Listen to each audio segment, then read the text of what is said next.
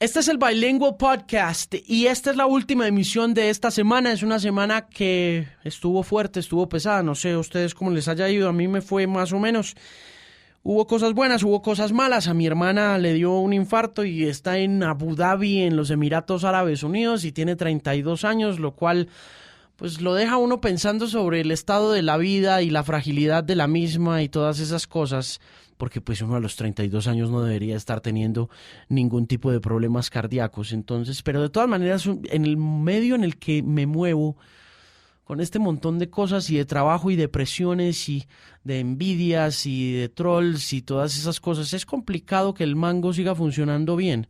Entonces, digamos que el infarto de mi hermana me ha causado una especie de alerta, pero por más que uno quiera mantenerse alejado de la tensión y del estrés y de los altos niveles de presión bajo los cuales uno se mantiene en este negocio de la radio, pues es muy complicado cuando se está en la radio. O sea, si usted quiere no tener ningún tipo de estrés, lo primero que le recomiendo es que no trabaje en radio, o por lo menos si va a trabajar en radio, no quiera ser director, ni sea líder. Siga a los demás. Esa sería como la mejor recomendación.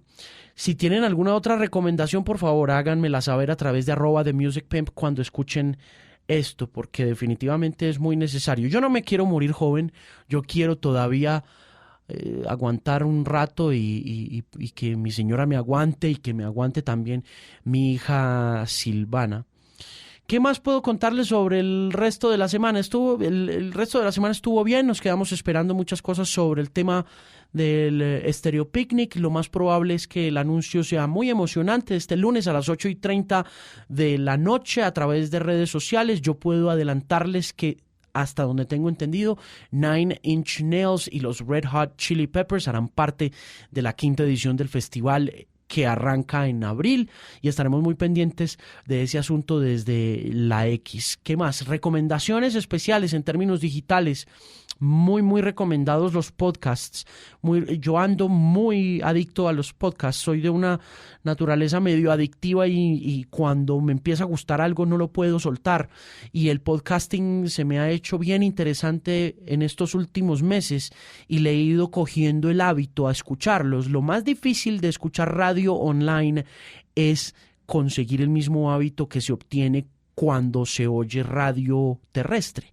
Y creo que esa es la fortaleza más grande que tiene la radio terrestre en estos momentos frente a la radio que usted puede sintonizar en internet. Y es que ya existe un chip metido en su cabeza que le permite llegar a consumir la radio de primerazo, como un hábito, como si usted se pusiera las medias antes que los pantalones, o se pusiera los calzoncillos antes de ponerse las medias, o que lo primero que hace cuando se levanta en la mañana es prender una cafetera. De esa misma manera funciona la radio terrestre, y es un tema que está ya embebido en la conciencia del ser humano a través de diferentes acciones aledañas al hábito de consumir radio. Entonces, digamos que usted se despierta en la mañana con el radio como despertador.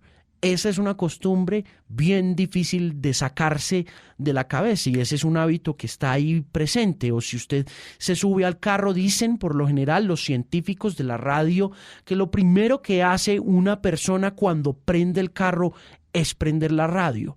Y esos son los hábitos que la internet no tiene, porque cuando usted llega a la internet, o cuando usted abre un computador y abre, lo primero que abre, digamos que uno le pregunta a la gente, ¿qué es lo primero que hace cuando usted abre un computador? ¿O qué es lo primero que hace cuando usted coge el celular?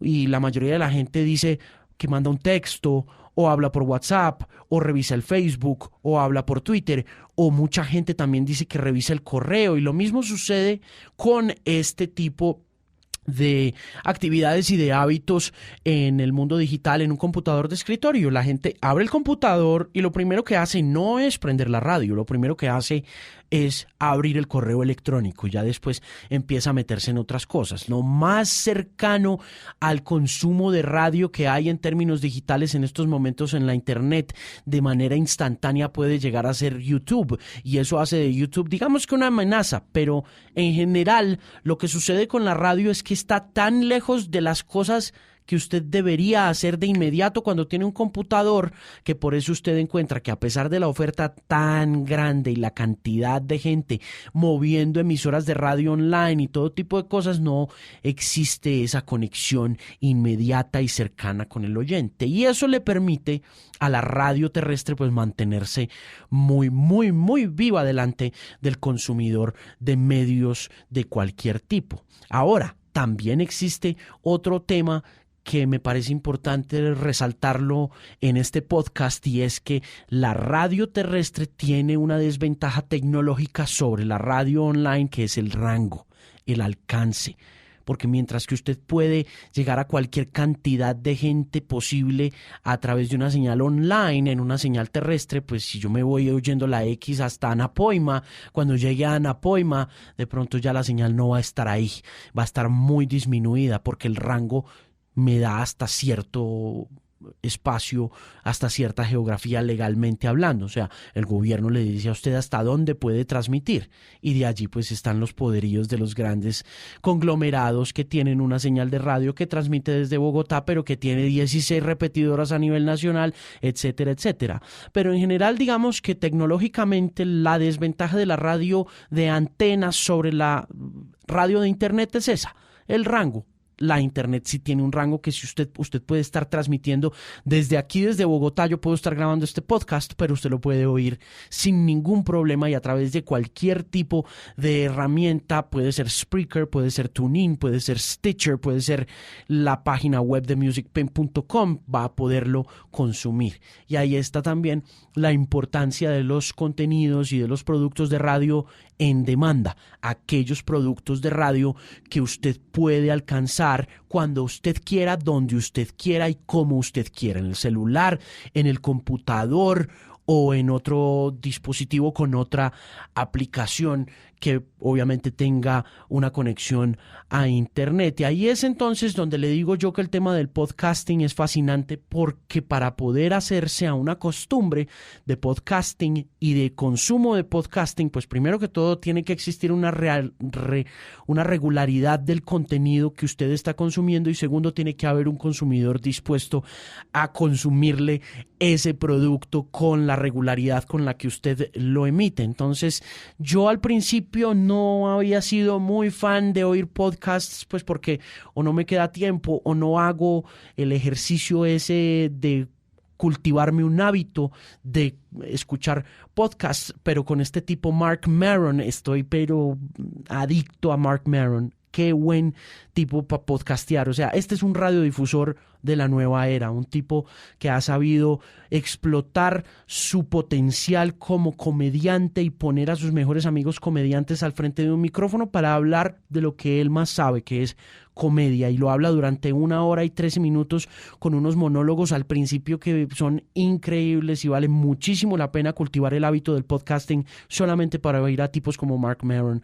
Otro recomendado puede ser Alec Baldwin, pero de eso hablaré después. Y para cerrar, entonces, para dejarles el podcast bilingual de este fin de semana para que lo consuman y lo absorban y lo asimilen muy bien, quiero presentarles una conversación que tuvimos con todo el equipo de la X 103.9 hace un par de meses, que se llevó a cabo el Bogotá Music Market con la Cámara de Comercio de Bogotá, con una figura importantísima de la crítica y del análisis y del periodismo musicales, que viene escribiendo una carta desde 1995 y que comenzó escribiéndola primero como una carta que se enviaba por correo convencional, por correo físico, luego pasó a convertirse en una carta que se enviaba vía fax y finalmente terminó volviéndose una carta digital que muchos de nosotros que somos fanáticos al análisis musical de la industria y de la música como tal recibimos en nuestros correos. Lefsetz es un tipo que se graduó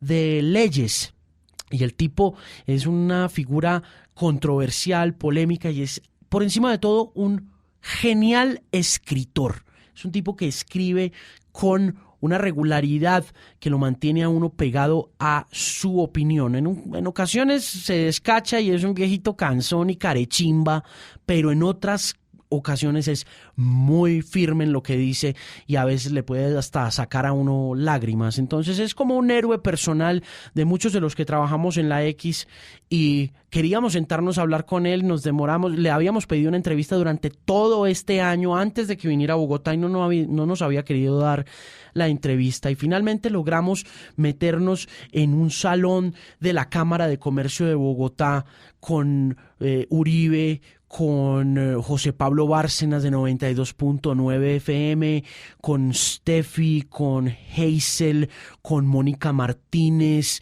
Había un par de personas más ahí, yo no me acuerdo quién más estaba esa tarde ahí. Bueno, y nos sentamos a hablar con él, a que nos contara su historia. Y esta es esa historia, grabada con un teléfono celular, porque hoy en día la reportería se puede hacer fácilmente con un teléfono celular. Entonces este es el podcast Bilingual para cerrar esta semana, deseándoles a todos un muy feliz fin de semana. Aquí está el brillante escritor y analista norteamericano Bob Lefsetz. I just want to ask why you got into writing. I'm a big reader. When I was in high school, a friend of mine became editor of the newspaper, and I wrote something, and I saw the reaction, and that was cool. Then I went to college, and when I went to college, you had to take an English course, and I never did this again, but we had to write about a book, and I asked my professor, could I do something creative? And he said yes. I called him on the phone. So I wrote something, and I got an A. Everyone said you're going to flunk, and I got an A when nobody else got an A. And I called my mother, and I said I'm going to be a writer. And she laughed. And then I took the one creative writing course. God, I'll tell you the whole story. I took this one creative writing course at college, and the guy was just terrible. And I never wrote another thing.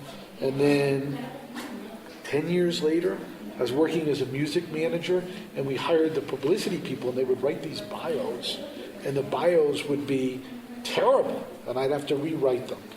Then after that job, I was kind of down and out, and I went to a job counselor, and she gave me a workbook, and the workbook said, you have to write 6 essays bragging about yourself, just, to help. And what I learned was that, I really like to write. So then I wrote some stuff and I sent it to the magazines. And I said, this is just like the music. Can we get that person to be quiet? Yeah. Excuse me. Is that phone call necessary? Can you get off the phone? So I sent it to magazines, and I realized, hey, if I want to get on, in the magazine, I got to know these people. It's just like the music business. And then, because it was just the time that the Apple Mac, this is so funny, because it's nothing like this today. There was a laser writer, which was very expensive, laser printer, and I could print my own newsletter.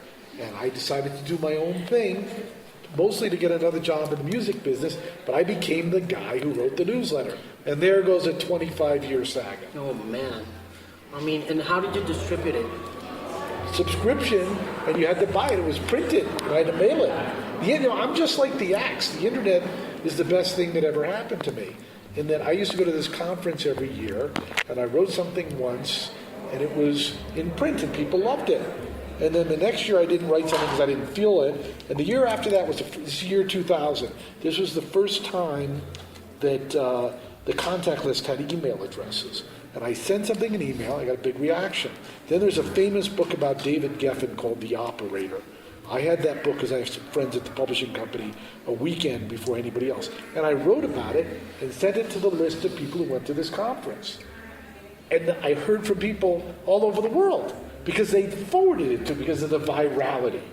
And so that's when I learned the power of the internet. Right. Did you ever do any, I thought you were into law? I was a lawyer a long time ago.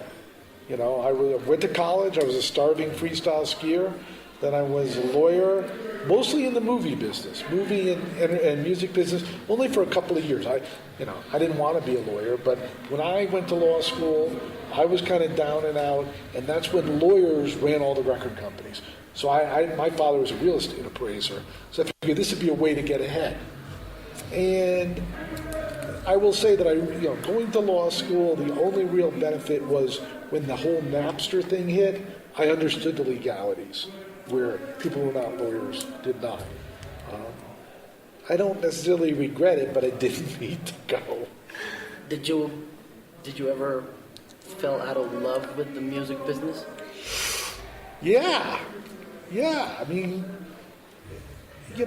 I was talking earlier, the generations are changing, and that's a good thing, because up until people your age very recently, people who were around for classic rock have a hard time with the transition.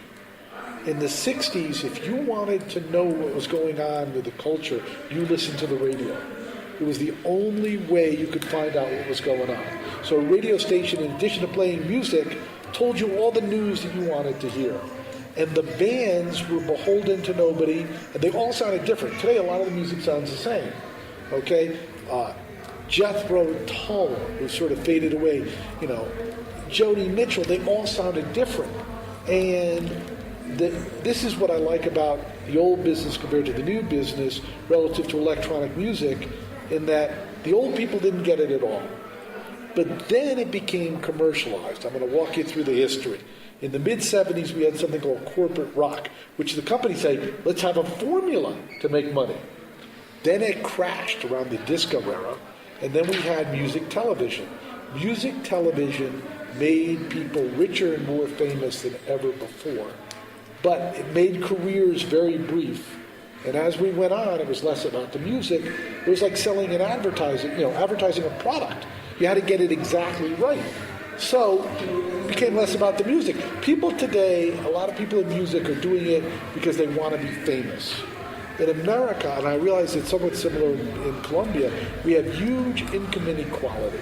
Okay? So the poor people, they just want to be famous and they think they can be rich. In addition, in the 60s and 70s, if you were a musician, you were as rich as anybody in the world. That's not true anymore. So all the things that we valued about music in the classic era, the 60s and the 70s, have been depleted. But the good thing now is, although today's generation from age 10 to 25, their parents played the Beatles and many other acts, and they know them, but they are reinventing the business now. So it's a very exciting time. In addition, piracy has reached its end.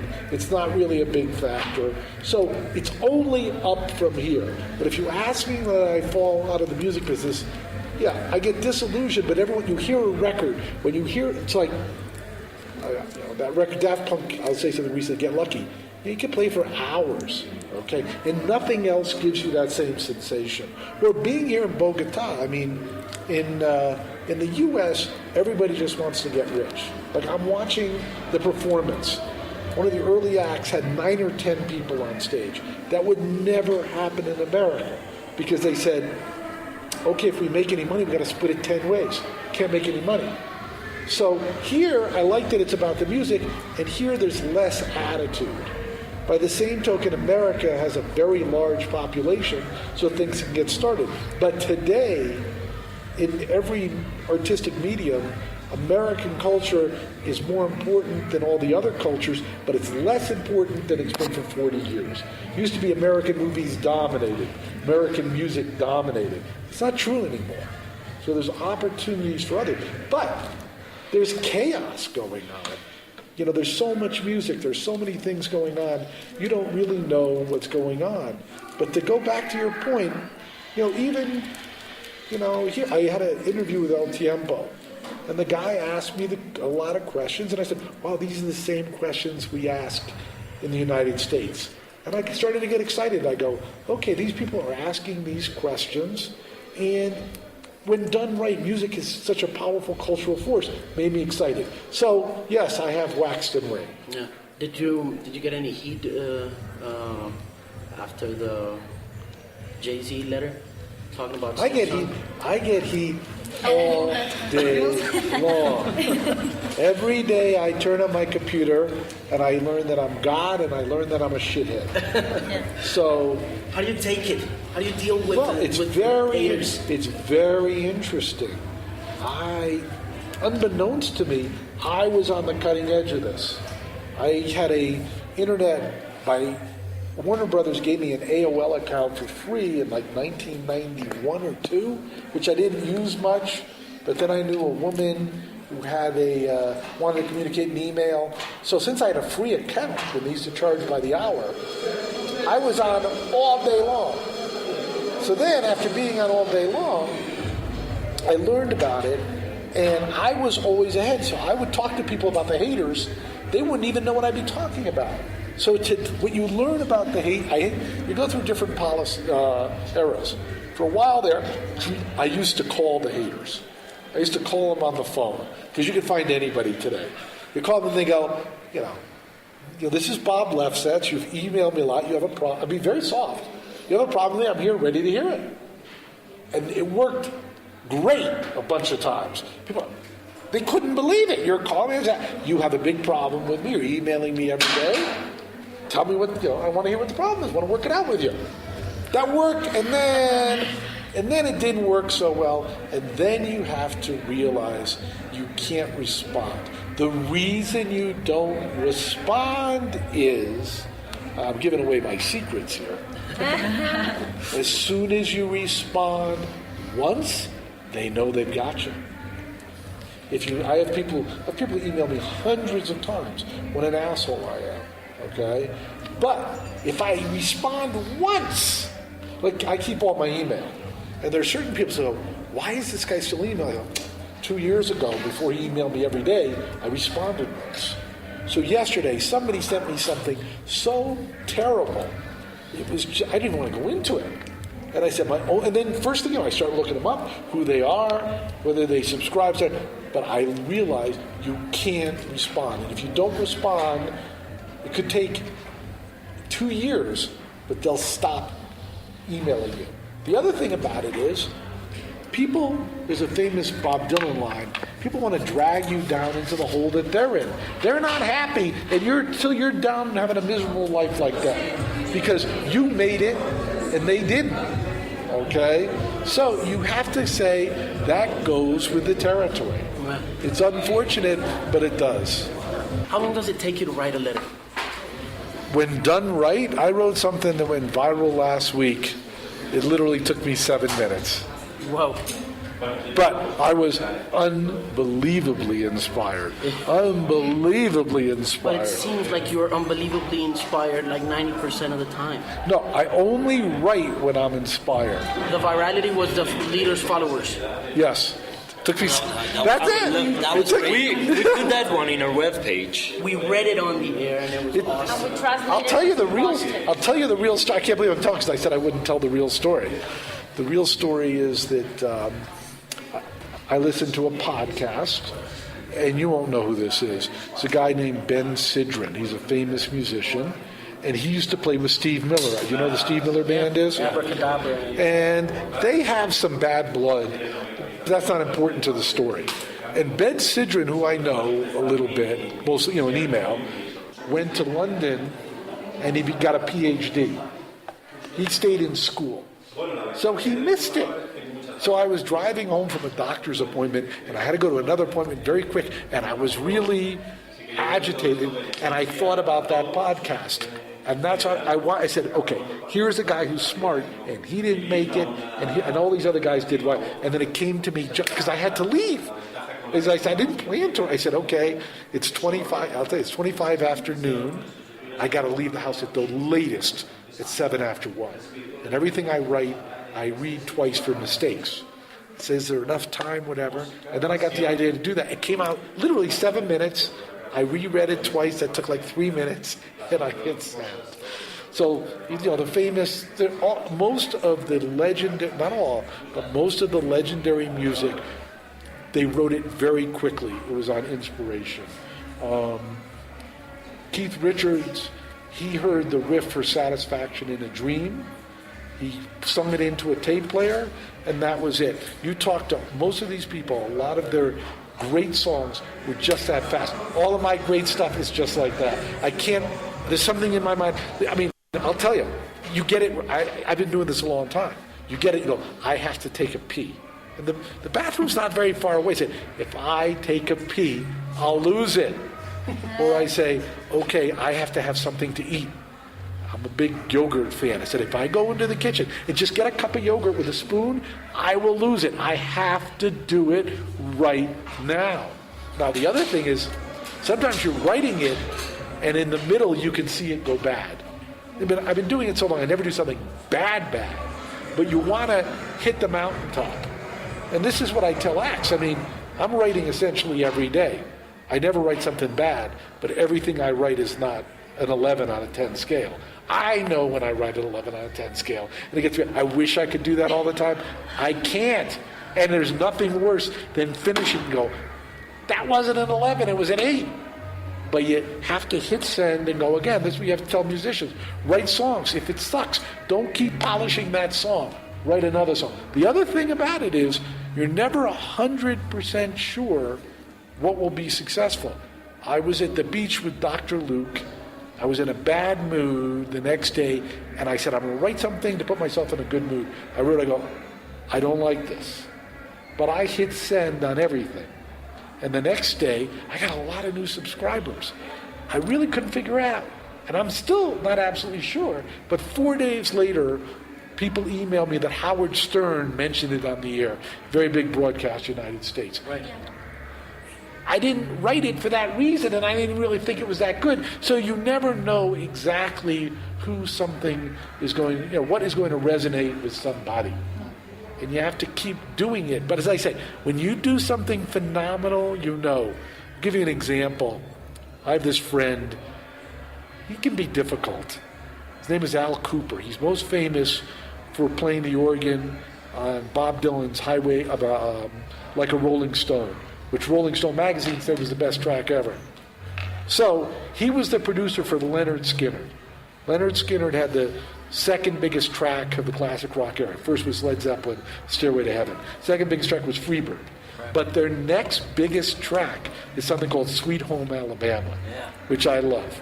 Well, they cut the first album, and Ronnie Van Zant, who of course died in that plane crash, he called Al from Florida. He said, we have a new song. This is before the first album came out. We have a new song. We want to come to the studio tomorrow and record it. They did. That was Sweet Home Alabama. Didn't come out for over a year.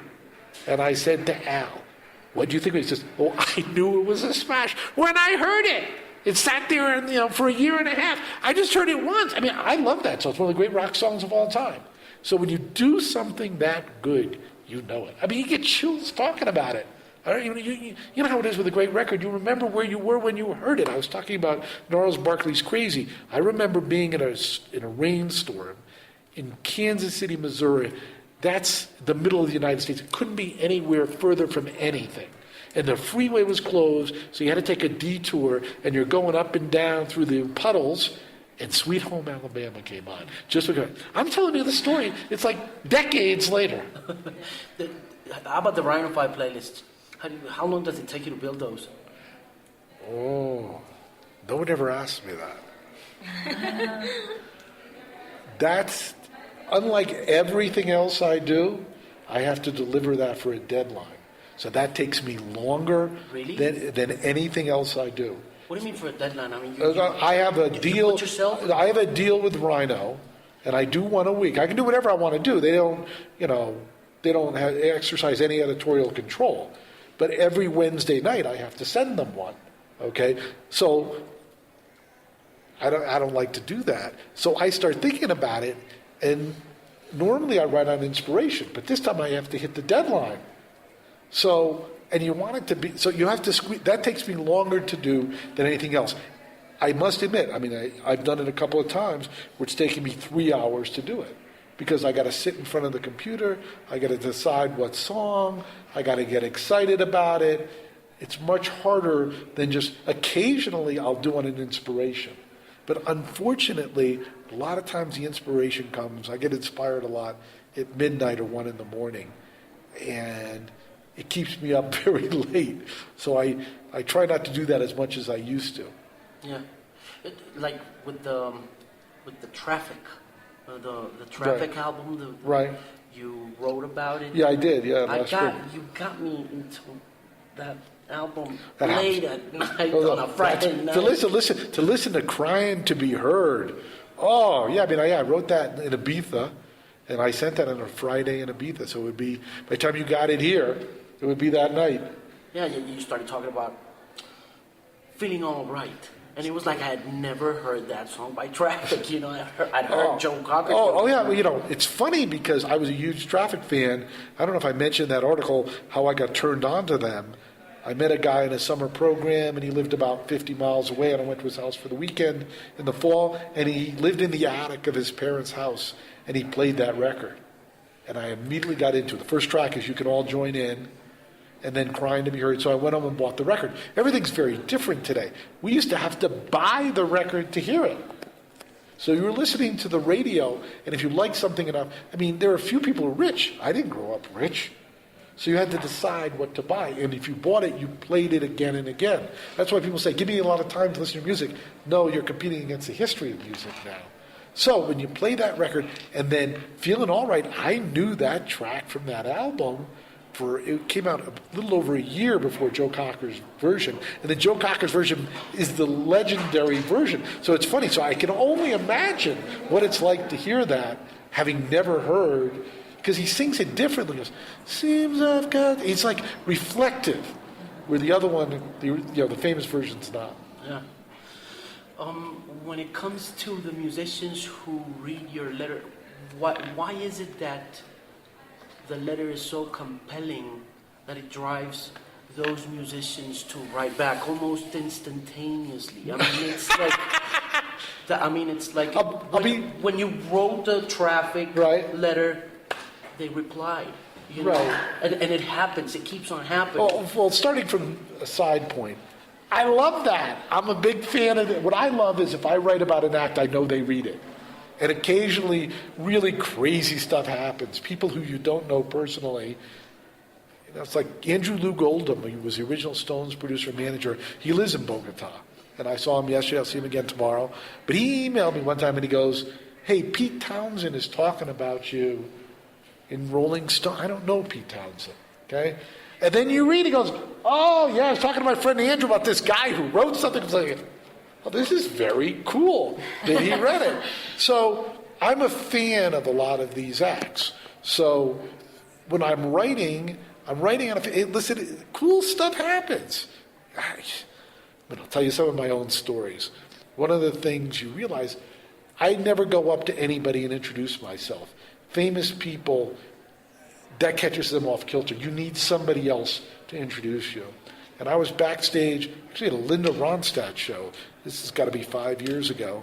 And the guy who manages Linda Ronstadt, a famous record producer, John Boylan, he did Boston album, etc. He goes, we're talking about doing things. Oh, Timothy B. Schmidt of the Eagles, he's doing, a solo album. Oh, that's interesting. He comes up to me an hour later, he goes, do you want to meet him? I go, what am I going to say to this guy?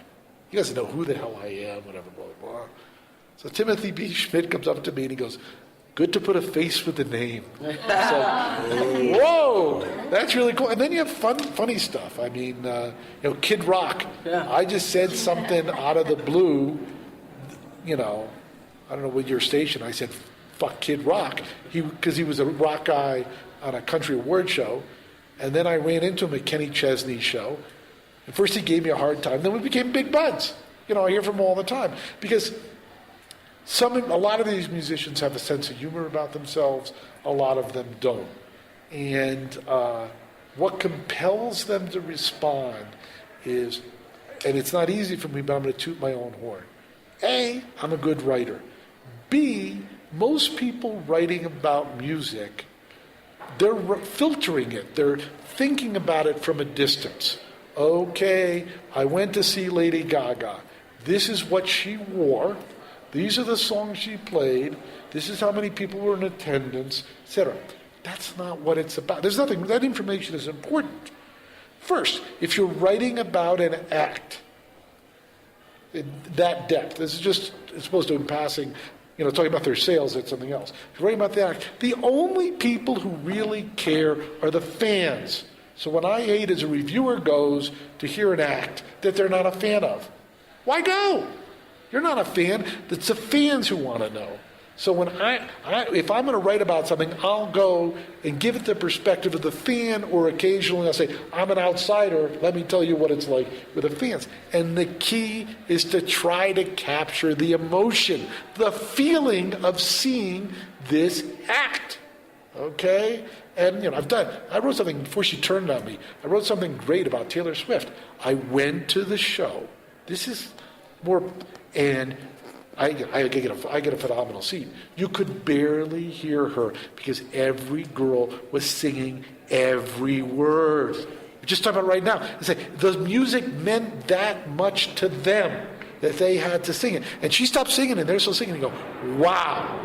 Now, if you're a fan and you read that, I wrote it better than I just recited it, you get the feeling, okay? Or if you talk about, how somebody wails on the guitar, etc. I'm trying to think, I was in Ibiza, and they were interviewing Nile Rodgers. I'm not the biggest Chic fan, and half of Nile Rodgers' productions I love, and half of them I don't. And at the time, I didn't know him personally, and I'd written some stuff. An old guy used to be involved with him, wasn't that happy. And so they're interviewing him, and he played the guitar on Get Lucky for Daft Punk. And the guy, musicians are a breed unto themselves. He held his Stratocaster in his lap the whole time he was talking. Okay, he played it before we sat down, and he said, I know it's a nervous thing, whatever. And he's sitting there, and he's talking to the guy. The guitar is right there. Since the guitar is right there, the interviewer says, play Get Lucky for us. And all of a sudden, he says, I don't think I can play it. He goes, I recorded it over a year ago. I literally don't think I could play it. And they wouldn't let him go. So we'll put on the record. We'll put on the record. You play like, and so you see, all right, well, okay.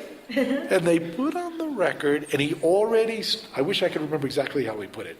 And I'm telling the story, I can tell the story much better, but I'll continue to tell it anyway. He says, I start somewhere and I don't get to where I want to be for a long time. Starts off bad. I didn't believe that. He starts playing along to his record. It's terrible. Terrible. You or me would play that well. It doesn't sound that good. It's the wrong key. He's like, you sit there and you feel terrible for this guy. And you all say, did he really play it? And he's there, and he's, maybe the key. And all of a sudden, he starts to lock on.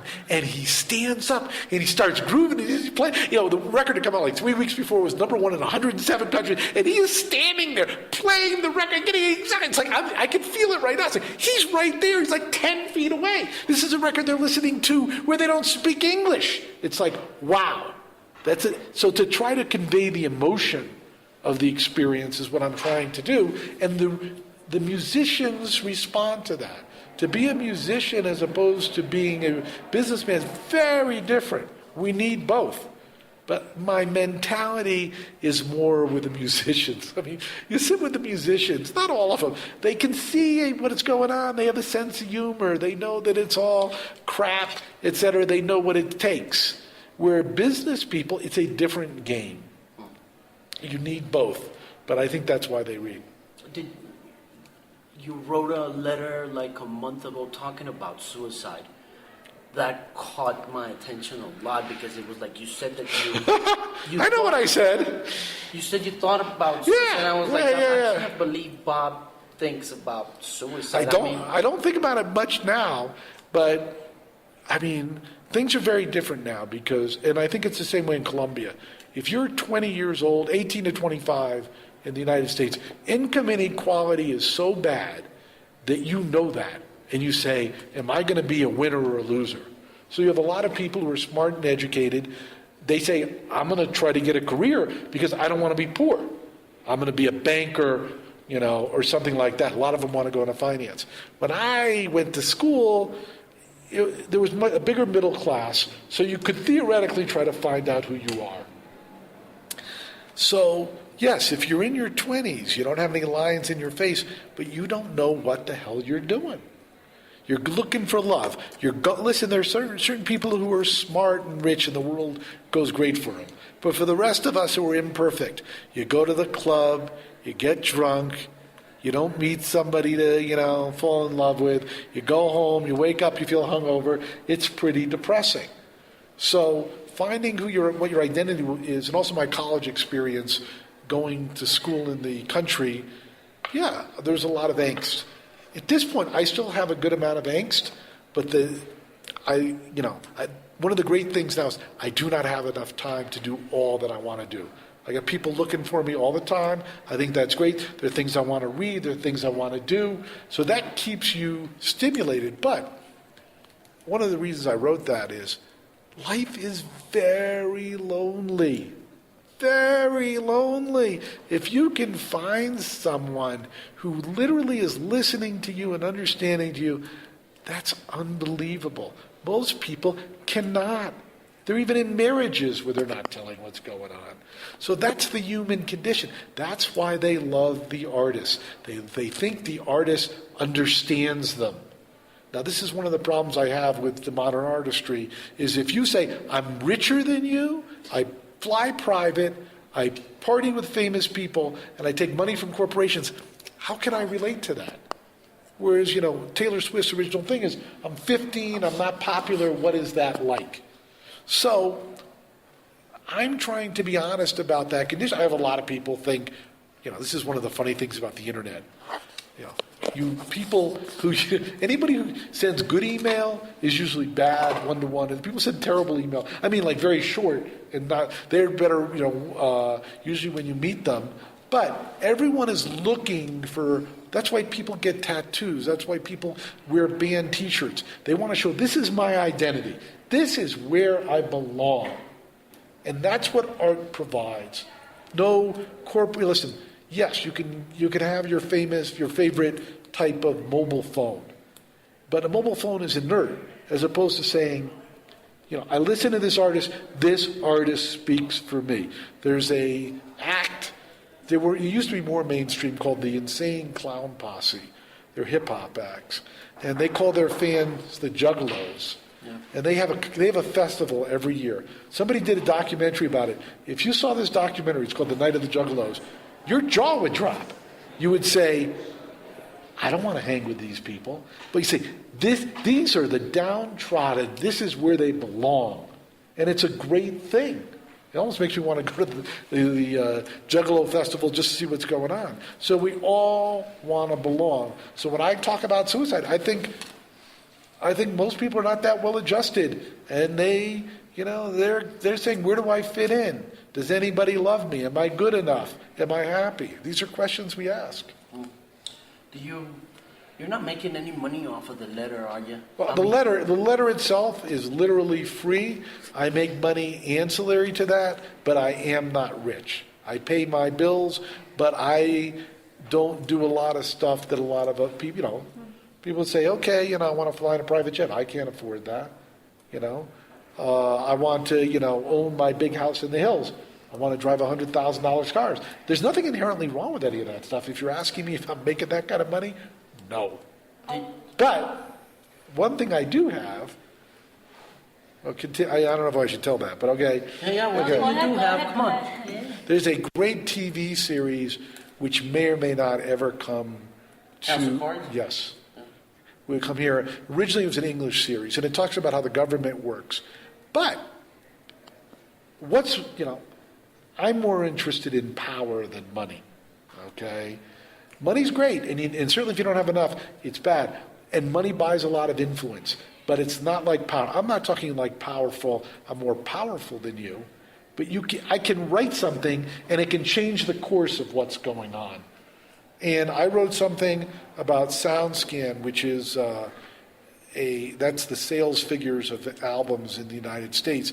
That's a tired metric, and we should really do streams. And 2 weeks later, the New York Times printed the streams.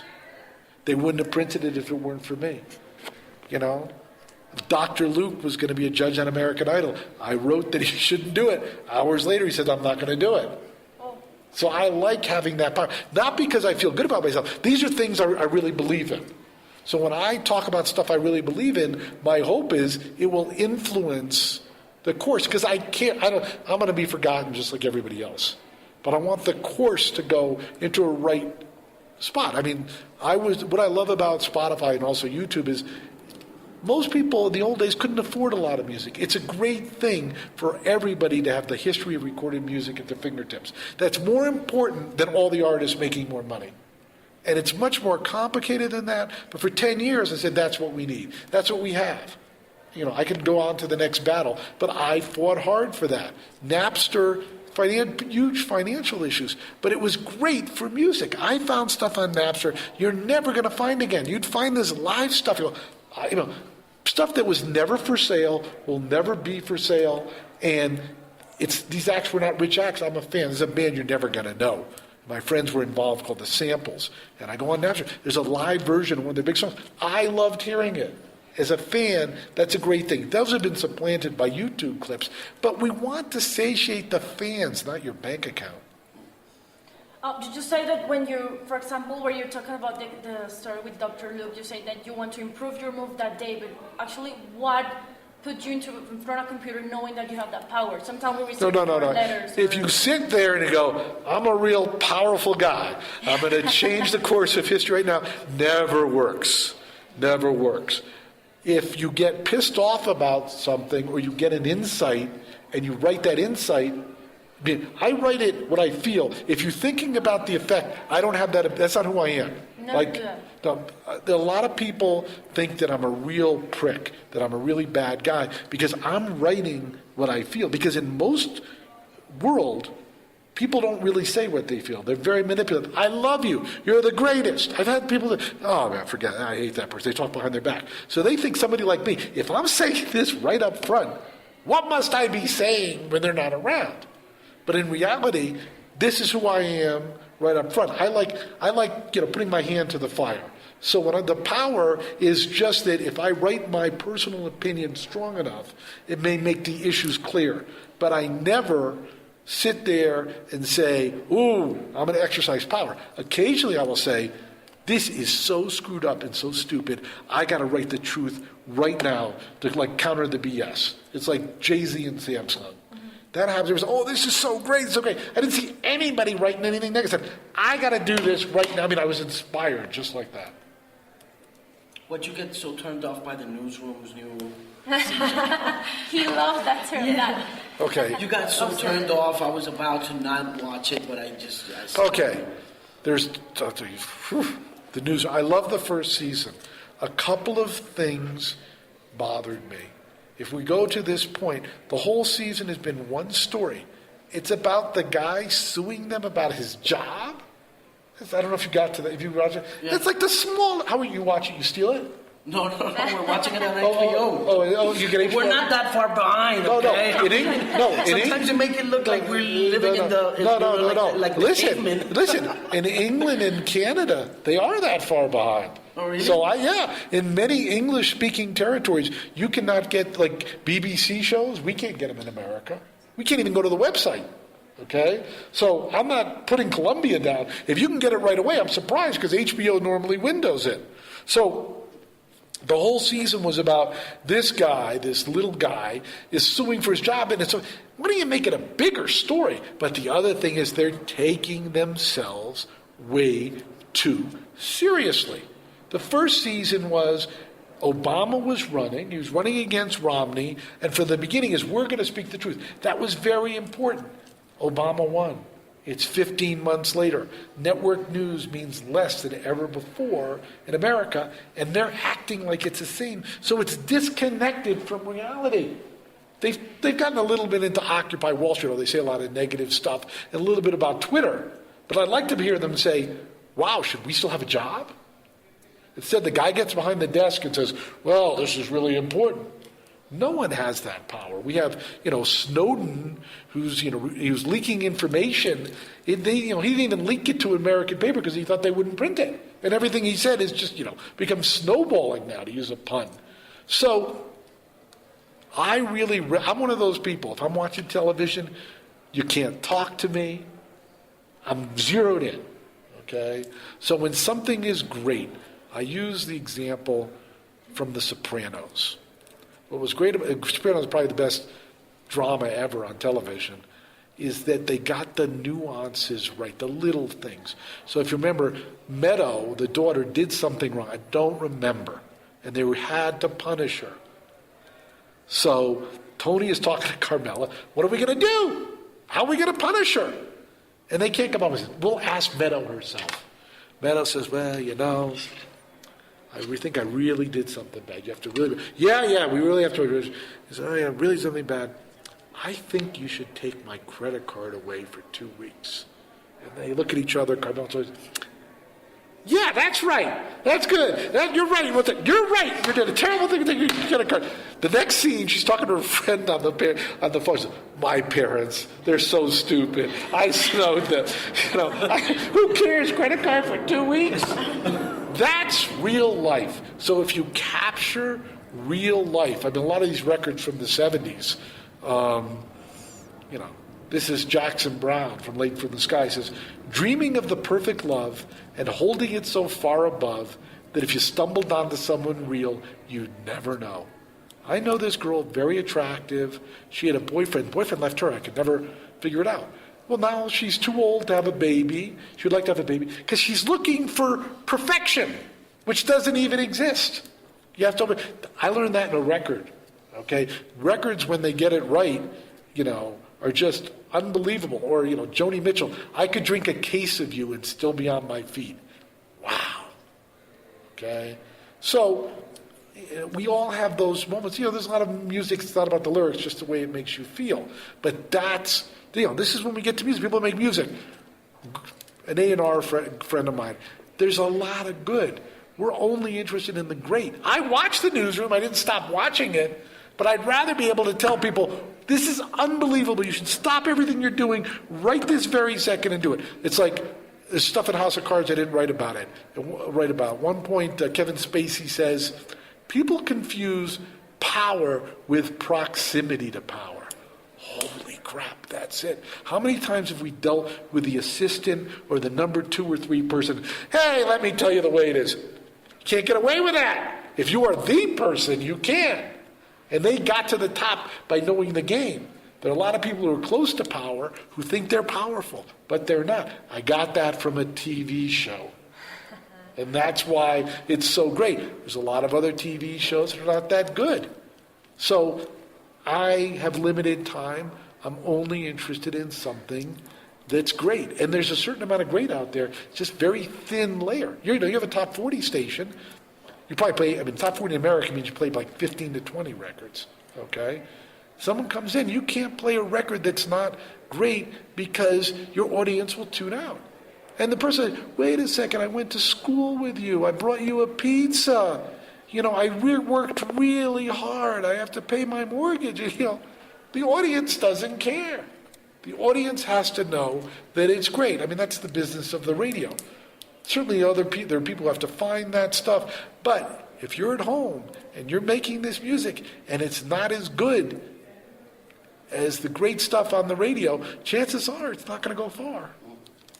Did you like Lordy when you went to see I heard. These people are my friends. It's not literally on my friend Jason's label. I think she has a lot of development to do live. And when I saw her, she sang live. She had 2 other instrumentals with her, but a lot was on tape. So I didn't find it to be incredibly charismatic. It was very early. She's going to go on a bigger. This is a month ago? But the track, Jason's a friend of mine, and he sent me something else at the same time. I said, because I went back to the email. I said, what did I say when I wrote it? I heard it immediately. So I certainly like that track. Will she come up with more tracks that people love? Time will tell. She's 60. I don't know. She's been writing for a long time.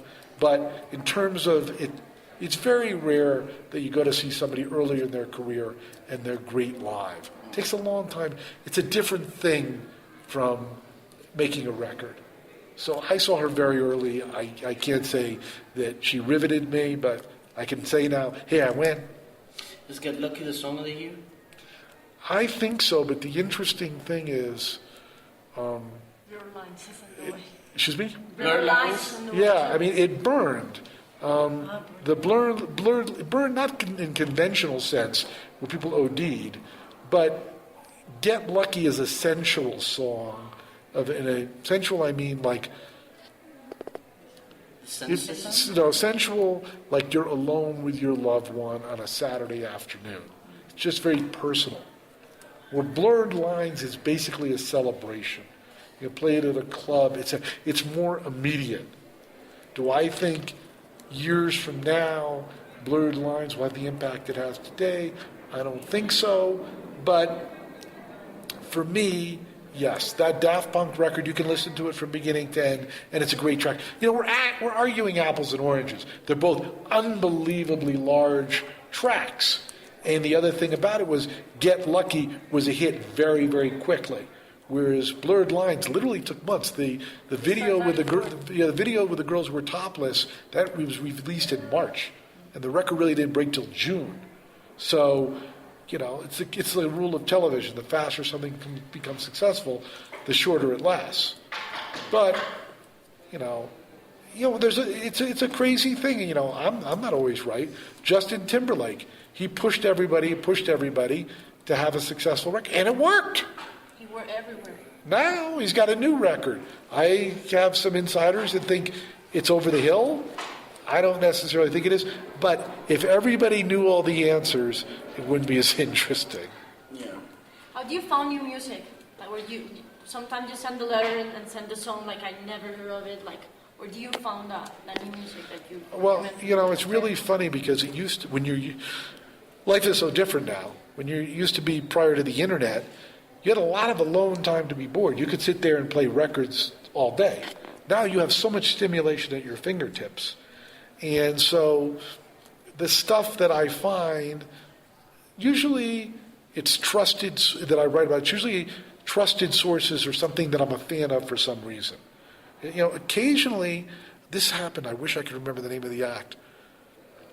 I wrote about Katy Perry last week. Some woman emailed me, we have a track with Sporty Spice and this guy I never heard of before. It turned out, and it fits that paradigm. So I played it. It was really damn close. And then I checked out, because you can find out everything. I found out the guy was on X Factor.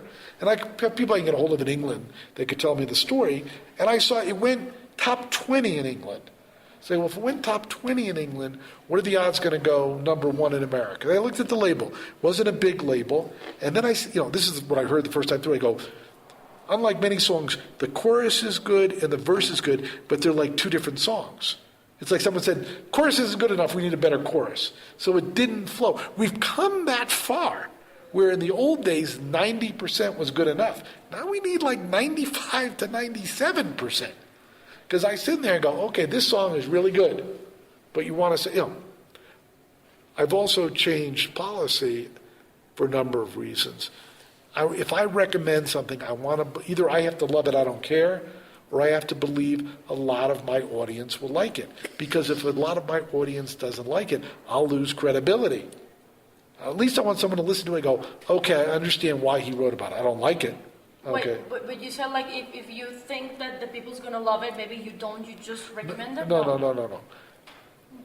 Recommending music is a learned thing that most people don't understand. Okay? If I like something so much, and I think it's so important, I don't care what anybody else thinks, because it's about me. That's a very limited spectrum, where it's just, wow, this resonates, I just have to get it out. Okay? That doesn't mean I don't resonate with others. There's certain things that are so popular, resonates with me, but everybody knows about it. Okay? Then there's other stuff I say, this is very interesting for all these reasons. And if I send it to my audience, they'll think the same thing. Okay? Some people will love it, some people will love it, and other people say, okay, who are smart won't get into it, say, I may not like it, whatever. Now, there's a certain number of people who are always going to hate stuff. Forget about them. Or they'll say, you're a jerk, whatever, blah, blah, blah. But if I recommend music every day, and people in the vast majority of my audience doesn't like the music I recommend, they're going to stop listening to the music I recommend. So I have to be very careful.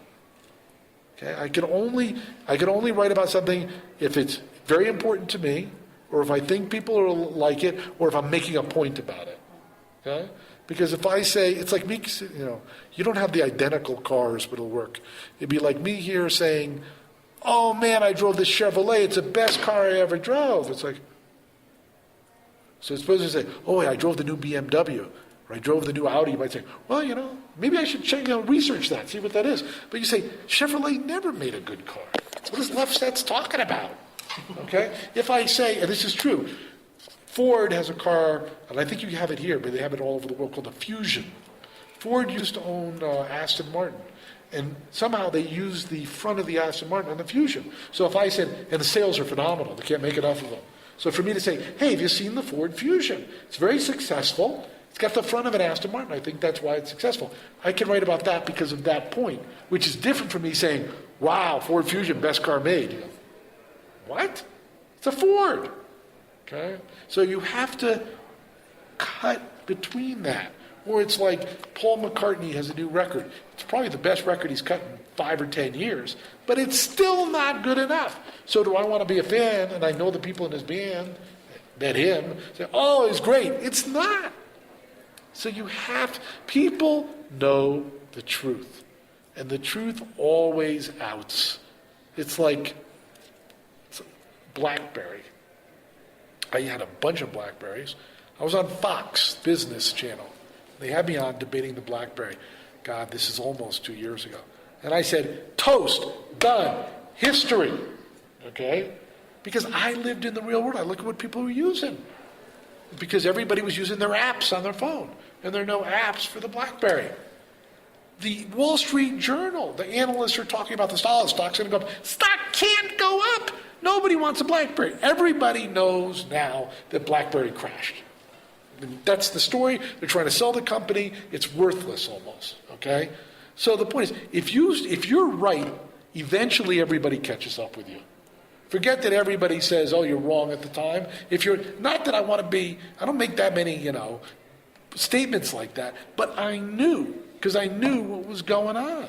It's just like, Apple. Apple introduced a phone yesterday that was $100 cheaper than the regular phone. I'm a big Apple guy. All my crap is Apple. I use an iPhone. It's not cheap enough. I know a lot of people who are not rich but make a good income. They use an Android phone because they get it for free. Or before this, I know people bought an iPhone 4S instead of a 5 to save $100. This gets really complicated because it's probably not the same here. These are basically $600 phones, but in America, you pay for them with a contract. So you're saving $100 over something basically the price of your plan is going to be $2,000. Because you stuck there 2 years. Right, exactly. And you're saving $100, but it's worse. The iPhone 4S is 3G, and the iPhone 5 is 4G. And you don't have 4G here, but it's night and day. 4G is as fast as broadband in many cases. So to save $100, you're getting a worse phone and you're not getting high speed. But people want to do that. So Apple doesn't realize it's got to be free. Or it's like people say, what's the value of the CD? What should it cost? Should it cost $15? Should it cost $10? Doesn't matter if it's not free. The way people don't want to pay for it at all. So you have to get into the mind space of the consumer. If I go back to what I said earlier about, listen to my song 3 times. No one's got time to listen to anybody's song 3 times except your mother. Listen, I got time to listen to 10 seconds. Okay? If I don't hear it in 10 seconds, unless you're a friend of mine or somebody very trusted to me, recommended, I've stopped. That's the truth. Okay? The other thing is, you bombard me. I mean, if I hear something, and I hear something great, I want to tell everybody I know. Okay? But, okay. I mean, there's stupid stuff. All we're doing is sharing stuff all day long. I'm not sure if you know, but in America, Juan Valdez is kind of a funny character. He's not a serious character. To be an American and see that the coffee chain is Juan Valdez, it's like, it's like a cartoon character. So I have to take a picture of Juan Valdez and tweet it because people say, you're not going to believe that here Juan Valdez is legitimate. Okay? So all we're doing is sharing stuff all day long. I want to share somebody's song. I just don't want to necessarily share your song. I want to share something that I heard was great, and I don't want to overshare. It's like your friend who calls up and doesn't shut up. Oh, yeah, your boyfriend broke up with you. Fine. Well, don't tell me what kind of underwear he uses, where he had dinner. I got it. You can tell me in 20 minutes. I don't need to hear listen for 3 hours. So, if I'm telling you about records all day long, it's like, no, you're not going to be interested. Bob, should we, as broadcasters, podcast more?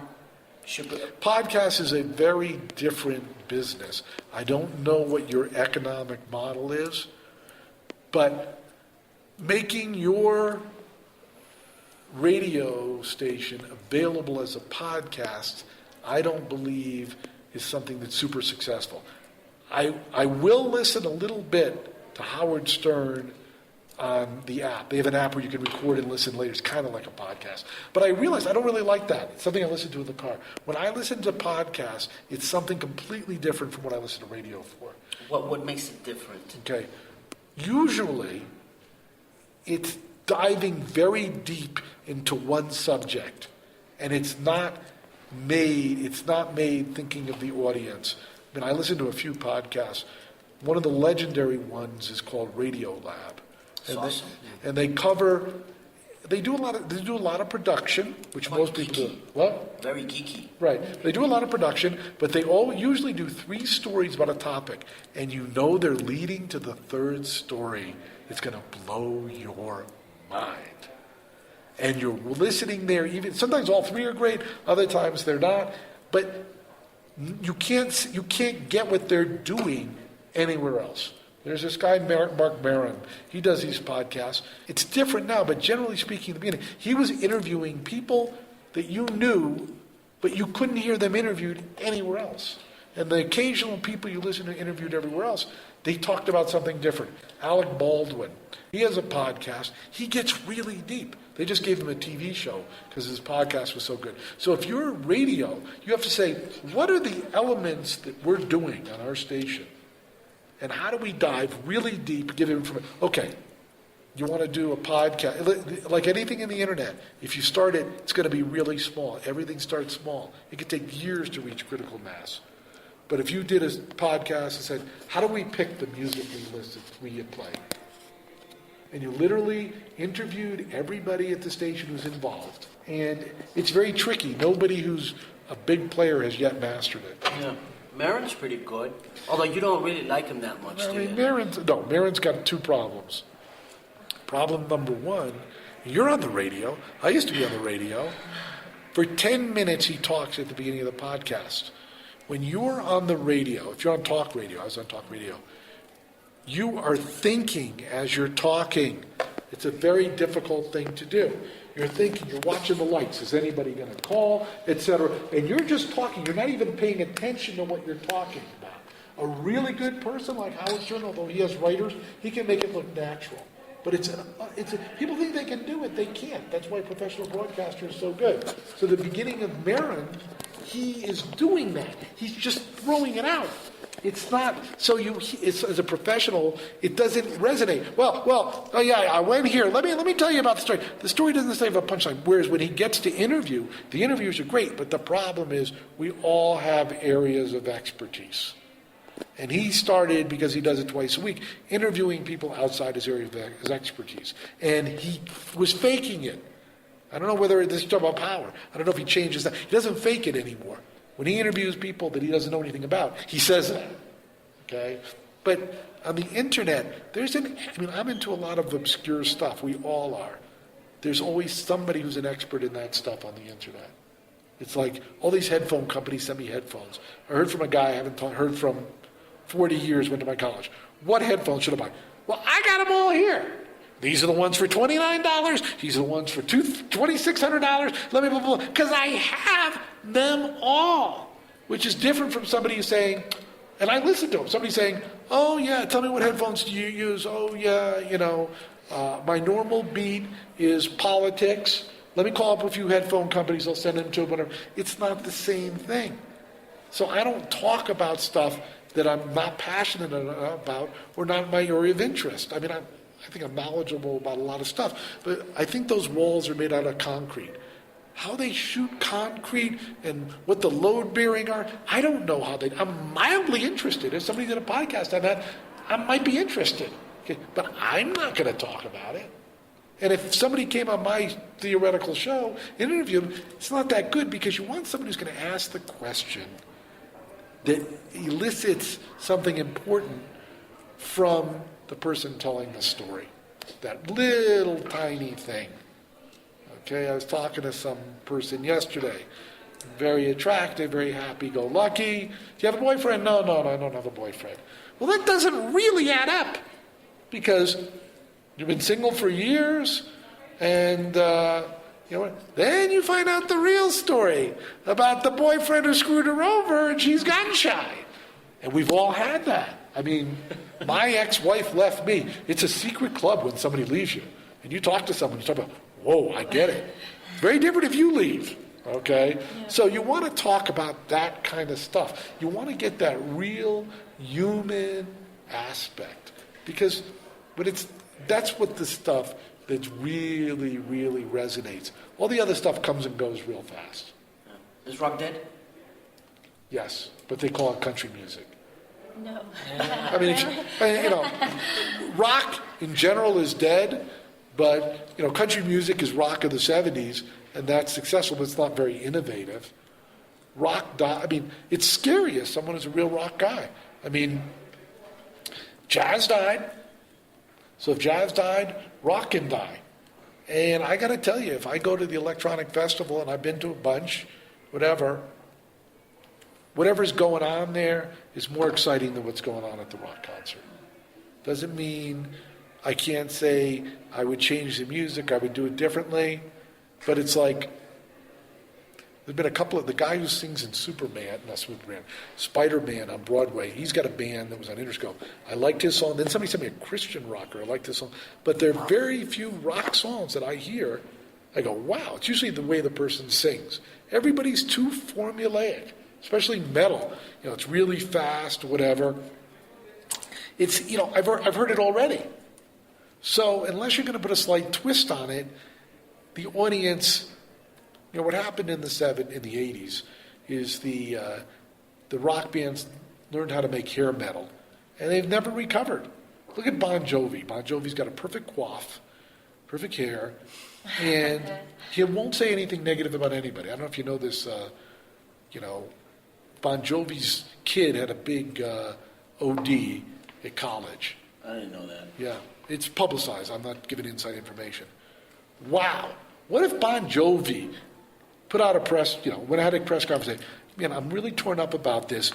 Maybe I was on the road too much. Or maybe I wasn't, or maybe I said, I was home every weekend like Garth Brooks who wanted to be with the kids, and the kid didn't, I don't know what to do. Then people would connect. I mean, when you're really honest, people can identify. It's like, you won't probably know these people, but there was an actress, Jennifer Grey, in the movie Dirty Dancing. Yeah. And she was great, okay? And she had a sort of a big nose. Yeah. She got a nose job, killed her career. Yeah. There's a woman who was a newscaster in L.A., Lisa Gibbons. Had so much plastic surgery, she looks pretty good, but it kills her career. We are drawn to the imperfections. It's like when you make music. It's funny, Paul McCartney will leave the imperfections in. That's what we like about it. That if it's too perfect, we can't identify because we're not perfect. It's like, I got to tell you, we've all been around beautiful women, okay? If you forget what they say, if you get them naked, you can see the imperfections. I'll give you a different example. No, it's the same thing. That was a good one. We all can rely. I'm friends with Bryan Adams and his manager, etc. God, time goes by. It must be 10 years ago. They say, come to the Roxy, which is a club in L.A. He's doing a different kind of act. And I'm there, and I get special treatment. And I'm standing next to a woman who's 8 feet tall. Notably taller than everybody else. And you look at her, whatever. She's standing next to me the whole show. And then the show's over. He goes, do you realize that's Linda Evangelista? Linda Evangelista was one of the most famous supermodels. She was the one I liked most.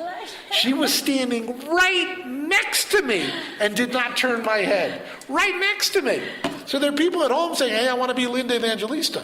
Now, with Linda Evangelista, it's not about the imperfections, but she's not as good looking as they make her look. Okay?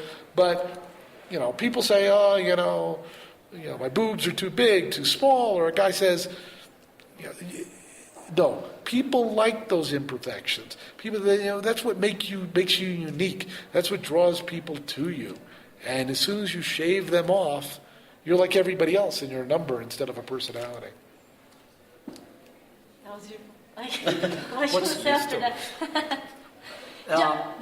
Maybe, what's your take right now on radio versus streaming services? Well, we've talked a little about this earlier, and I'm going to have to stop soon, other than run out of breath.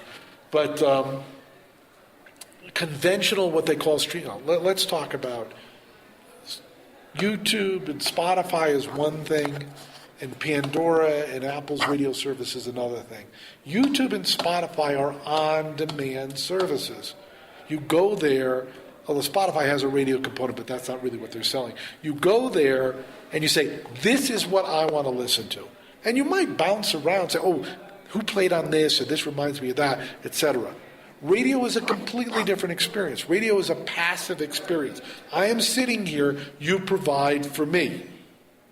So, radio's job is to make an experience so good that people learn about new music and feel connected. If you have a lot of commercials, or you have a lot of music tune-outs, you will lose the audience.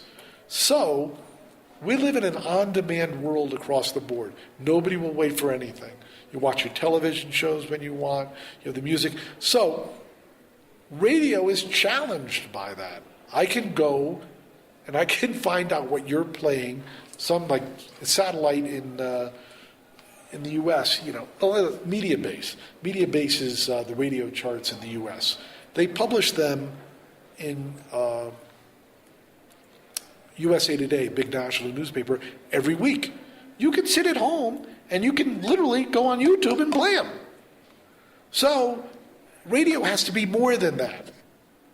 It has to be the tribal drum where people feel connected and collected. I think radio is ultimately losing. Radio's like the rest of these things that have been, CDs, where people said, oh, I love my CDs. CDs are dead. People, movie business, it all goes to an on-demand business. Podcasts, I used to have a podcast, started in 2005. It was too early, okay? Podcasting is suddenly only in the last 2 years become something.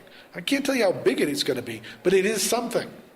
So the more somethings you have, the older stuff diminishes. Look what happened to movies. Movies said, okay, movie companies say, this is American movies, but they're the biggest movies in the world. They said, we want to make a lot of money. And we don't want to make a movie for $1 million to make $10 million because our overhead is too big. We want to make a movie for $100 or $150 million that makes $600 million to $1 billion. This is literally their business. I'm not making this up. But as a result, the movies are made to play around the world, and they've disconnected from the audience because it's about action as opposed to story. And the movie business is bad. Then you have something like, I don't know if it played here, Bridesmaids. It was made relatively cheaply, and it was comedy. Normally they don't want to make comedies because they don't play around the world. The sense of humor is not the same. And it was ultra successful. But what happened in America is all story went to television because it's cheaper, it's episodic, and they make it about the story. Whereas the movies are not that much about the story. So they missed the market, even though the movie companies and the television companies tend to be owned by the same company. So it's the same thing with albums. I mean, especially in the last decade, Lenny Kravitz. Lenny Kravitz was a big star. And then about 10 years ago, he was one of the first artists where the albums would leak before release date. And it leaked. And everybody said it sucked. And his career's never been the same. Okay? So today, if you put out a bad single, it's just put out another one. You put out an album, stuff comes, I was reading about this today, stuff comes and goes like this today, goes up and down immediately. Very few things have the long-term longevity of the Justin Timberlake. So what you have to do is you have to say, how can I be in my audience's mind all the time? This is what Twitter and Facebook are about. Stay connected with the audience. Give them something so that they will stay with you. Otherwise, they're going to move on. So getting back to your initial point, yeah, radio is challenged. But radio's two elements are A, curation, and B, community. And if they stop focusing on the advertisers and start thinking more about the listeners, they have a better chance of survival. They sit there and they go, your television didn't kill radio, so radio will survive. Look at the internet, how many things it's killed. The internet's going to kill higher education as we sit here. I mean, you're in America, going to college, going to the state college is basically 35 to 40 grand. Private college, 55 grand. That's $200,000. There are some people who can afford that. Most people cannot. So all of a sudden, if we have MOOCs, massive online courses, and they grade them, and that may be the future. You can have the best professor, and they do this, okay? So people say, no, you have to go to college, it's about the experience. I say, it's just too expensive, okay? It's like, you have this iPad here. I need a computer because I'm typing a lot, okay? Most people don't need a computer anymore. Most people, an iPad's good enough. Computer sales are, Microsoft. Oh, people are going to need applications forever. If you caught the announcement yesterday, the new iPhone, all the applications are free. They used to charge for them. The ball keeps moving. So if I were in radio, I would say, where's it going to be 3 years from now? Because another thing we realized, some of this stuff, this is my favorite example. I'm glad I remembered it. What's this with digital photography? Film is the best. They've been talking about digital photography for years. It's nothing, but all of a sudden, somewhere between 1998 and 2001, digital cameras went down to $250. Everybody got a digital camera, and it wiped out film overnight. Sure, there's some people still shooting on film. That's way less than 1% of the people. Not only does everybody have a digital camera, even in their phone, they're shooting pictures morning, noon, and night. Film used to be expensive. You used to have to get it developed. The whole thing changed. And we heard about it for 10 years before it happened. People say, oh, I'm sick of hearing about that. It's not going to happen. I love my film. And then seemingly overnight, or how many people said, oh, who wants a computer? Computers are for nerds. And basically 1979 to 81, the Apple II, that was when it became a big deal. I don't need a computer. It was 1995, 15 years later, when AOL, which had been out for 3 years, hit traction, suddenly everybody had to own a computer. Everybody had to get online. So when you listen to people say, it's like people say, I don't want to rent music, okay? People don't know what they want. People rented videotapes, then they bought videotapes, then they bought DVDs, then they rented DVDs, and now they're streaming DVDs. Streaming movies. They don't know what they want. They can be led around, but they're led by convenience and on-demand stuff. So, anybody who is not doing something absolutely unique has to worry about what the future holds.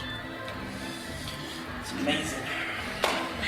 Whoa. Okay, any question? We got like 150,000 questions now. We could stay. Okay, you got two more questions, then we're going to call it off.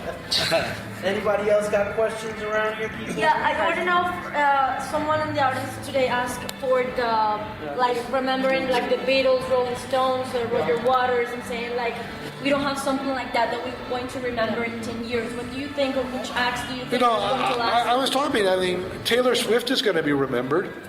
That big? No. In America, I can't talk about Colombia. Okay. I don't think so. In the United States, traditionally, country doesn't. She's not really a country artist anymore, but country doesn't travel outside the United States. She's gargantua in the United States. I think there will be superstars, I said earlier, but a lot of the music today is not made to last. It's been written by committee.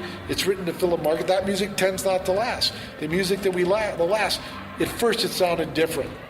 So we have a way to go before we hit that kind of music. Right now, there's anything else besides stadiums? I mean, let's put it this way. Taylor Swift can sell out stadiums, and no one else can sell out stadiums. Maybe Daft Punk can sell out stadiums. They haven't been on the road. Are they going to be on the road? My sources say yes. Yeah. Where now? Let's put it this way. They go on the road. People either do like 3 festivals where they go out for like 3 years and they go to every market. I would tend to think the latter because they don't make albums that fast. I mean, how are they going to be able to pull that off? I mean, they got so many musicians in that record, in that album. I mean, they got Pharrell, they got all the guys who did the drums for Michael Jackson. Okay. I mean, they got all. Okay. You know what Coachella is? Yeah, of course. I went to Coachella 2 years ago, and there's a headline. The way Coachella is, there's 2 stages and 3 tents. And the headline act, I'm trying to think of which order it is. Headline act Friday night was Swedish House Mafia. That's all pre-recorded. There's 3 guys standing up. It's all pre-recorded, okay? The whole polo field was full, and the energy was unbelievable, okay? Then the next night was Radiohead. Radiohead, many people consider to be the most credible act out there. Radiohead starts with about as many people as Swedish House Mafia and loses 50% of the audience. Okay, I went to see Cascade in the electronic tent. So it's about the experience you have. Doesn't matter. So if you talk about Daft Punk, there's so many ways you can do it with holograms, with half on tape, with this and with that. People just want the celebration of being there for the music. And as long as you don't lie about it and say it's real when it's not, that's okay today. Because I want to go with you, and we want to say, oh, we were there at Daft Punk. It was so much fun. You remember the people we saw? Very different from saying, I want to go to the arena, I want to sit in a chair, I want to watch the person. I mean, let's look at it this way. You talk about in terms of the acts. The acts have become about production. In the old days, the acts wouldn't even face the audience many a time. You were there for the music. It's a very different thing. But so many people are making so much music, stuff changes all the time. I think the main problem is income inequality. Because it's so hard to make it as a musician. The best and the brightest don't want to be musicians. It's too risky. We need the best and the brightest making music. Then we have a better chance of having better music. Are maybe kids in the future ever going to care for learning to play an instrument? Because we don't see guitar players like the one we Well, let me ask you, because I don't know. Do they teach music in the schools here? Yeah. In the public schools, Yeah. it's very, very scarce, and the music programs in public schools here are seriously bad. Okay, let me ask you, because I know nothing. What percentage of the schools here are public or private? I would say that maybe 30%, 40% of it is public, and the other 60% is Really? private. Yeah. Really? Public education systems here suck. Okay, well, And everybody knows it. let's assume you're going to go to a private school. What's the cheapest private school you can go to? The cheapest private school you can go to, you'd have to pay somewhere. I don't know. I mean, because it's like, I don't know how much it would. I would say somewhere around. It's hard to say. The cheapest one, you say? Yeah. Well, I mean, can poor people can't afford private school, can they? No. Not really. Not many. Private school, cheapest private school could go for somewhere around $250 a month. Okay, I get it. Okay, so if you go to But that's a lot of money. I understand that. So if you go to private school, do all the private schools have music programs? No. Private schools? Not all of them. Technically, But not all of them. Not all of them. No, but private schools do have more developed, like, music Okay, programs and are stuff. people not playing instruments because they don't have an opportunity to learn, or they don't want to learn? Because they don't have an opportunity to learn. Do you agree?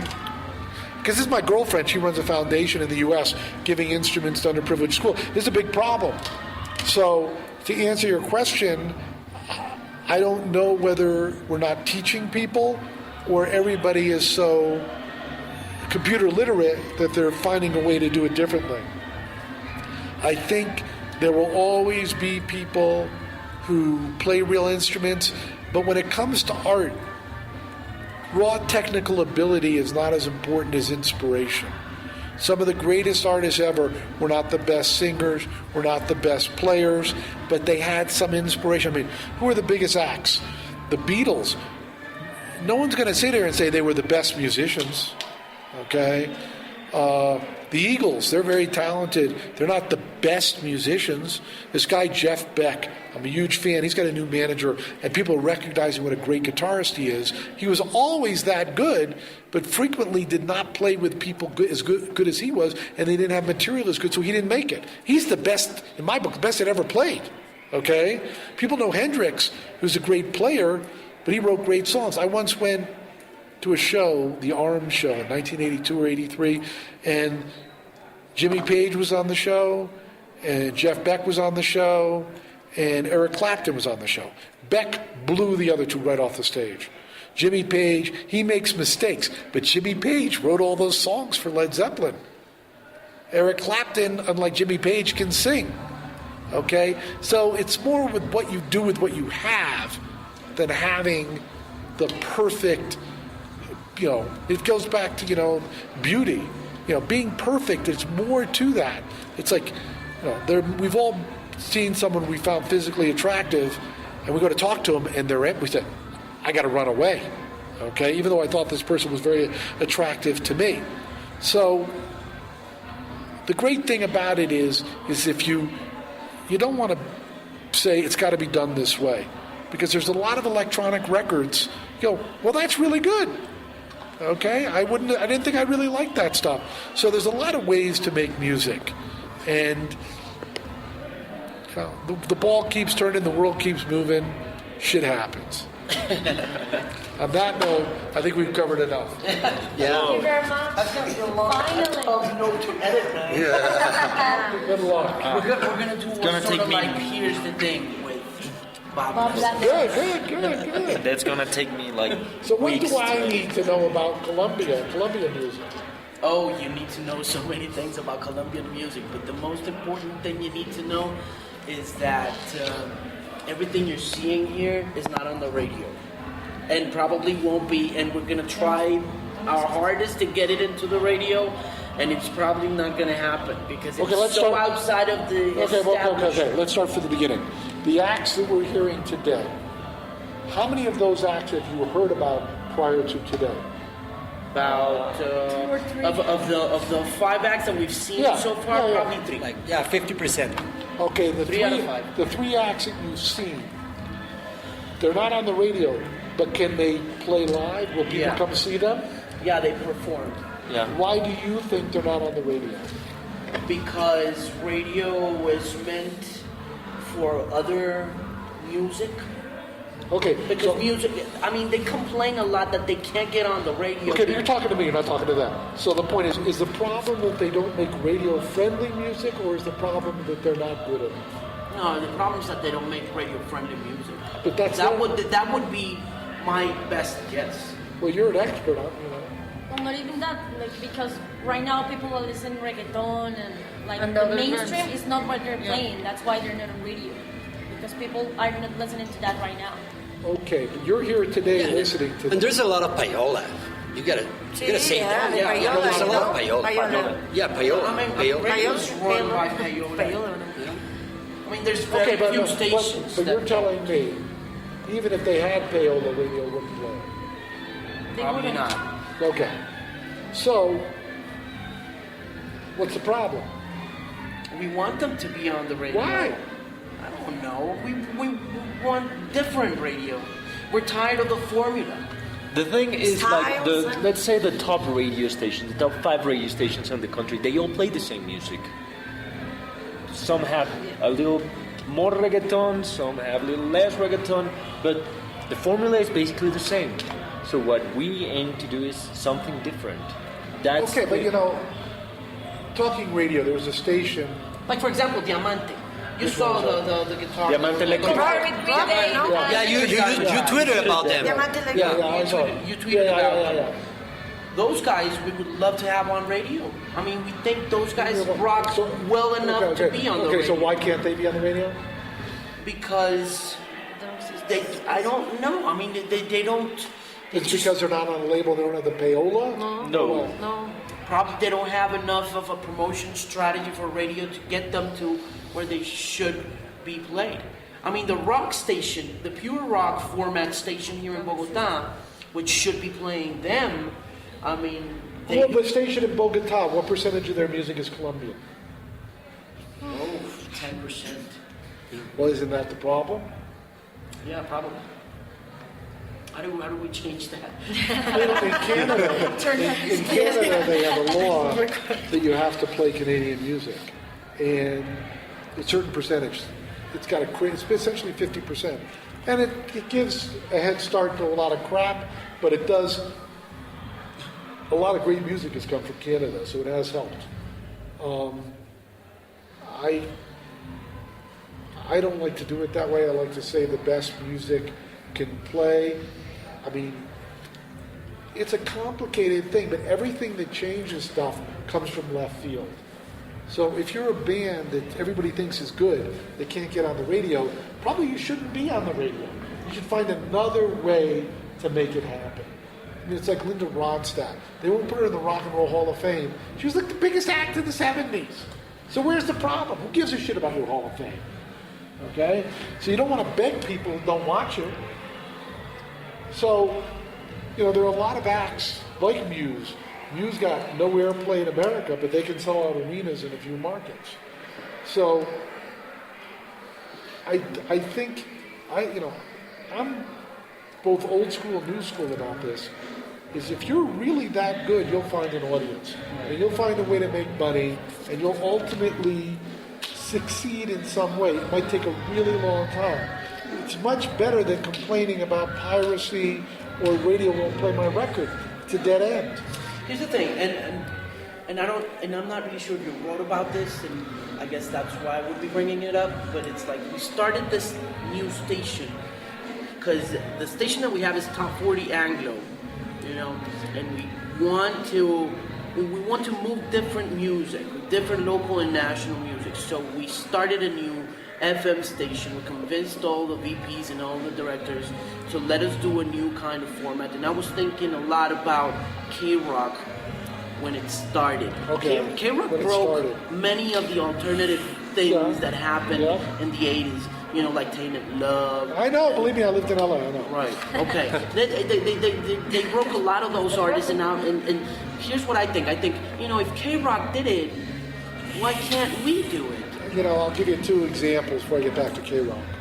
They had an adult alternative station in LA that went under because they played too many tune-outs. Too much of the new stuff is a tune-out. Okay, let's talk K-Rock. They built their reputation on Tainted Love and Don't You Want Me. 30 years later, those songs are as fresh today as they were then.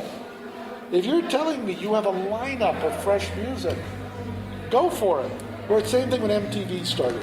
What happened with MTV is Duran Duran made very expensive videos, okay? And then Culture Club had a completely different look. Not only have different, Do You Really Want to Hurt Me? It was a great record. So if you have great records, fine, you can be the K-Rock of 1981. If you don't have great records, you're pissing in the wind. Because the audience today will just push the button. So if you have a whole new scene or a whole bunch of records that if you believe if people just heard those records, it would be ultra successful, then it's K-Rock.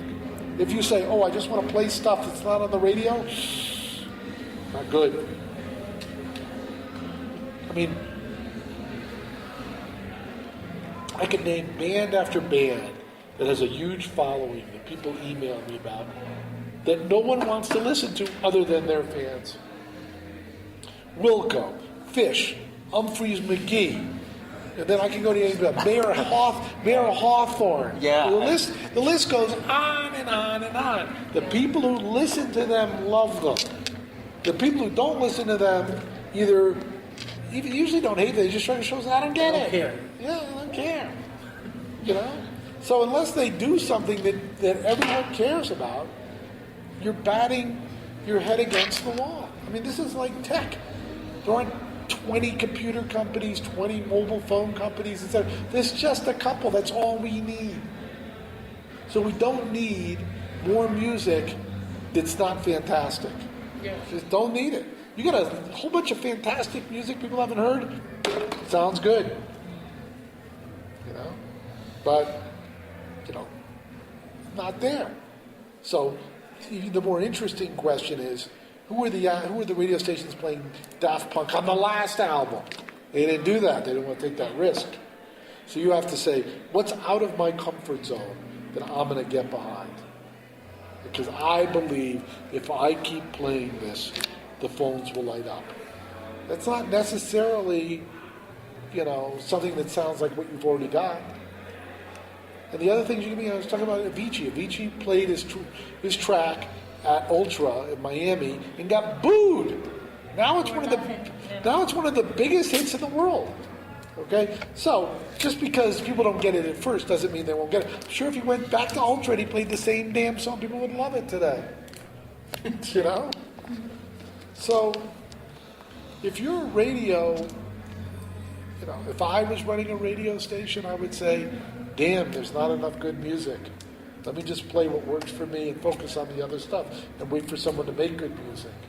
Or, I don't know if you have them here. The new music shows, usually they're on Sunday nights in the U.S., where, they cure. I can't listen to that show. Yeah, we don't have those. Where the local band gets to have their stuff. It's like, no, I couldn't listen to it in the old days, can't listen to it now. So, yeah, you want to, I don't know what radio in America is very slow. So you want to have the records early? That's interesting. But I don't think the problem is that there's a lot of good music that people haven't heard. I listen to those bands. They're not good enough. They're just not. It's pretty tough. That's pretty tough, but it's pretty cool that you said it. Because it's like every time we say it, then we're assholes. Exactly. It's you're not good enough. Oh, you're just a prick. You're an asshole. You don't care about national rock. You're not. You like the American music more than you like us. And I'm like, well, yeah. People hate hearing that. But the other thing is, I know nothing about your station, but I will tell you this. It was hard to get your job, and it's hard to keep your job. Okay? And you had to figure it out. They're not doing the same thing. As I said earlier, most of the people bitching about online payments and piracy are the people who don't make any money. So if you're unsuccessful, you're bitching that you're unsuccessful, it's your fault, not our fault. That's just the way it is. People ask me if I have competitors. There have been some good people who come along the line. They don't want to stick with it. And the longer you do it, you get better. And you build an audience. What I have that nobody else has is I have an audience. But I worked really damn hard for that audience. So the other thing, one thing I love about Twitter is you talk shit about me on Twitter. I can immediately look up how many followers you have. I say, wait a second. I'm getting pissed off about something that somebody has 24 followers has? Yeah. His 24 followers didn't even read it. He's talking to himself. Don't get want to get pissed off when someone's got 100,000 followers. But most people, almost nobody does. So, hey, that's the way the world works. Not everybody's the head of the corporation. Not everybody's president. Not everybody's mayor. Why should music be any different? I don't give a shit how hard you worked. And anybody who's done, if I went to you and I said, let's go back to when you first got on the radio and start broadcasting that today. No, I was terrible back then. No, I don't want you to do that. Okay? Anybody else, there's stuff that you wrote and you go, wow, it seems the same, but I go back. No, what I do now is better. Everybody does that. So a musician, I said this earlier, if people are not reacting, that's your fault. The point is not why you won't play my record. I just want to make something so good that you say, God, I want to play that. And you can't argue with these people. You can't. It's just, you're wasting your breath. Oh, thank you very much. Okay. Yeah, it's been great talking to you. You bet. Eso era todo por esta emisión. Muchas gracias por la compañía digital. Si usted quiere opinar sobre este podcast, hágalo a través de @TheMusicPimp. Ahí estoy siempre. O si quiere escribirme a mi correo corporativo, estoy como amarin@todelar.com. Agradecería mucho su opinión sobre este podcast. De nuevo, un feliz fin de semana. Gracias a todos, o a los pocos, o a usted que estuvo oyendo este Bilingual Podcast. Chao.